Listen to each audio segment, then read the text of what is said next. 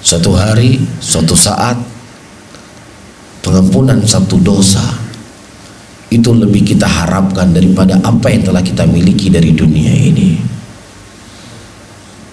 Ketika Allah Subhanahu wa ta'ala menimbang amalan kita, faman thaqulat mawazinuhu fahuwa fi 'ishatir radiyah wa amma man khaffat mawazinuhu fa ummuhu hawiyah. Barang siapa timbangan amalan seseorang kebaikannya itu lebih banyak, maka kehidupannya adalah kehidupan yang bahagia dalam surganya Allah. Namun kalau seandainya catatan amalan kejelekannya justru yang lebih banyak, maka di mana tempatnya? Dalam neraka. Ketika ditimbang,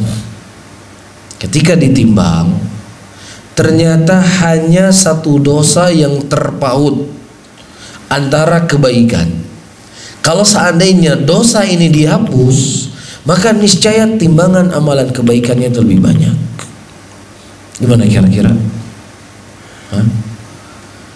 Kita bisa menghargai bagaimana besarnya pengampunan dosa satu itu. Tapi harapan itu sudah tidak ada. Walaupun kita menangis, Rabbi laula akhartani ila ajalin qarib fa asaddaqa wa akum minas salihin. Ya Rabbku, akhirkan sejenak kematianku, iya, agar aku bisa menjadi orang soleh, agar aku bisa bersedekah, agar aku bisa memohon ampun kepadamu. Sudah tidak ada lagi harapan. Satu dosa.